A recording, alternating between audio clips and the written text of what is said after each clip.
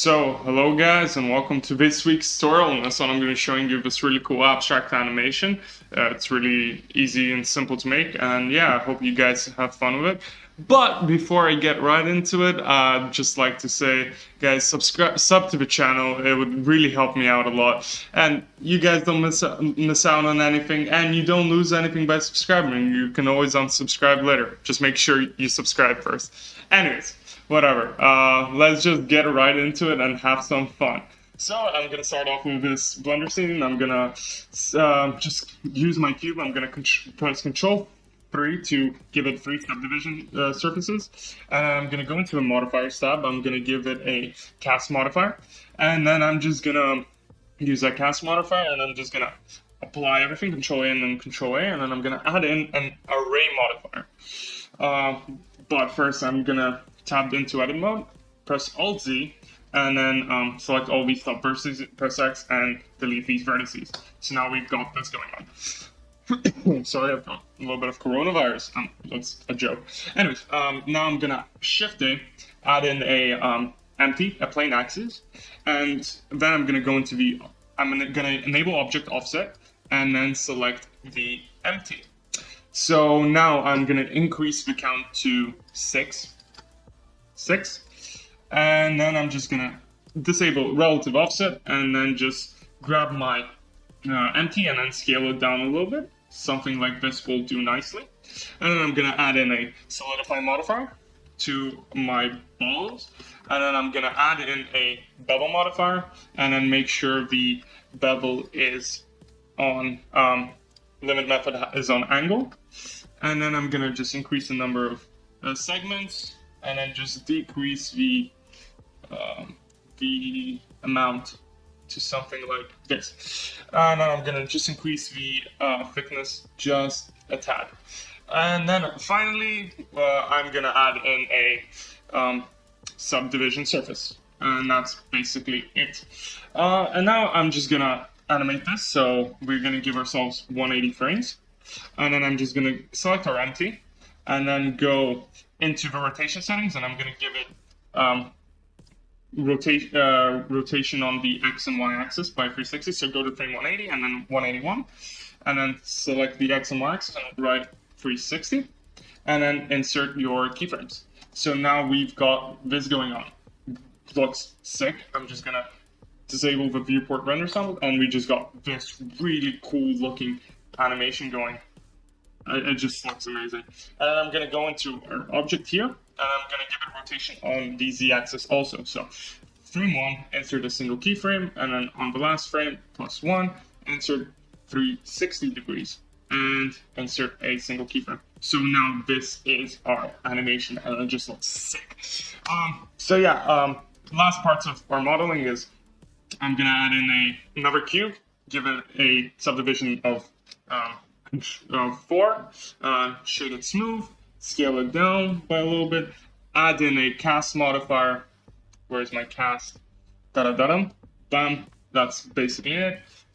And then Shift D, duplicate it, and scale it in a little bit. So now we've got like 2 balls here. So basically that's what we got. Now I'm just gonna select everything and move it on the Z-axis. That's it.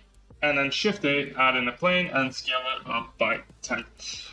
So then I'm gonna go into my camera, and I'm gonna choose the view that I like. So I want the little eyeball basically here. So I'm gonna Control Alt 0, and I press my camera and give myself a focal length of 85. We're like 90% of the way there. I'm just gonna zoom in a little bit, and that's it. And we've got this going on. It just looks so awesome. So now let's go into the lighting setup. So I'm just gonna set up the lighting blind. So I'm just gonna add in a area lamp. I'm gonna make it a disk, and shadow, I'm gonna make contact shadows. And so I'm just gonna move it up on the Z, scale it up a bit, give it around 200 power, and then Shift D, grab it, place it around here. So basically I'm making a 3-point light setup.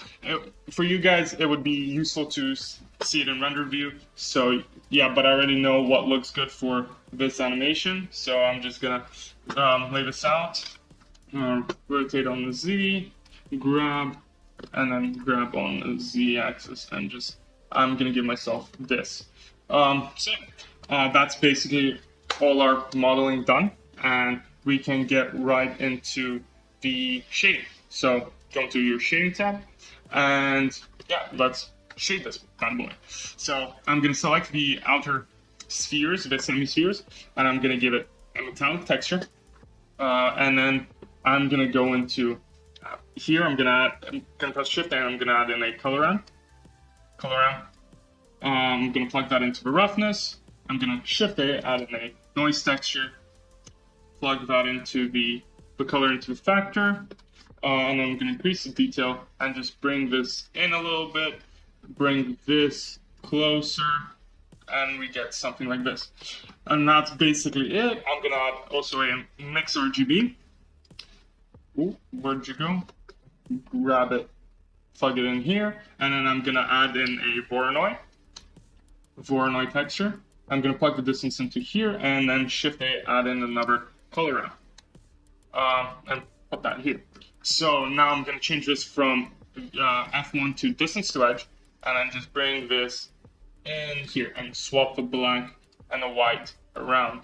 So I'm gonna swap these out, change this, and just bring it in a little bit, just as close as possible because I want these nice thin strips. Then I'm gonna add in a bump texture, bump map, plug the normal into here, and plug the color into the height, and decrease the strength a little bit. So now we've got these nice little bridges of like non-reflective material, and it just looks really appealing. And I'm just gonna increase the scale up a bit. So that's what we've got. And then I'm gonna go into the outer bone. I'm gonna give it a no roughness. I'm gonna increase the transmission and decrease the alpha to like 0.86. So in Eevee, you have to go into the blend mode and make it alpha blend and alpha hashed. And now we can see through it a little bit. But this is going to be obviously much better in cycles, but for now I'm going to show it to you in Eevee, and then we're going to go back, we're going to go into cycles. But Eevee is just fine for now. And then I'm going to make this, I'm going to select the inner circle, I'm going to make it metallic, and very low roughness. And I'm just going to press the backslash to zoom just in on it. And I'm going to change its color to a reddish. And yeah, and then I'm gonna edit this, and now I'm just gonna add in a mix shader. Shift A, mix shader. Let's plug that into here. Add in also an emission. Plug that into here, and copy the hex code from here. So just press Control C, plug that into here, Control V, and that's it. And increase this to 100. So basically now this looks really bad, but I'm gonna add a for now, or however it's called. Just plug that into here, decrease the amount a bit to like 0.9, something like this, and just press the backslash again, and we've got this going on. Last thing, I'm just gonna add another thing to the glass. I'm just gonna add in a bump node, plug that into the normal. I'm gonna add in a color ramp, plug it into the height and the roughness, and then I'm gonna add in a wave texture, and I'm gonna change it from bands to rings, and I'm just gonna crunch that in a little bit, like make it nice and thin, increase the distortion, increase the detail, and there we've got nice little like bumps and like ridges and like deformation on the outside ball. And finally, we're just gonna make one final shader, which is our usual favorite shader, the like water material on the ground. So I've shown it a million times. Just add in a color ramp, plug that into the normal, into the roughness, and into the base color, and then we're gonna add in a bump node, change it from normal to height, and then add in a noise texture. Shift A, noise texture, not white noise, Shift A, noise texture. Oh my god, I'm having some troubles. Noise texture, plug that into the color into here, increase the scale a little bit. Oh my god, I'm having problems with my computer. And just move that in a little bit, have something like this, increase the detail, and that's 99% done. Just duplicate your color ramp, plug the color of the noise texture into here and that into here, and then just change the white color to a nice blue, so like teal blue, and just bring it in a little bit. Something actually like this is going to look perfect. So go into rendered mode and we've got this, and it just looks fantastic. And we have this cool animation and movement, and just in Eevee enable ambient occlusion, bloom, and screen space reflections and motion blur, and that's just going to bump up your animation to like the next level. And if you want to go into cycles, you've got this really cool looking animation. It just looks sick.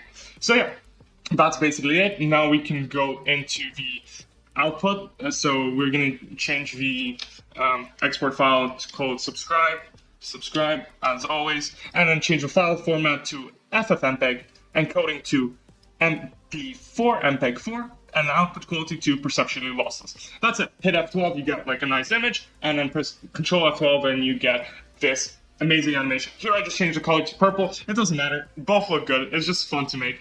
And yeah, so this is how you make this really cool animation. And guys, I hope you really like this. I love making this. So it was just a blast. So yeah, if you guys enjoyed, click the like button, click the bell button. Just reminding you again, whatever. That's it for me for this week. And yeah, let's see you guys in the next one. If you really like this, I love making this. So it was just a blast.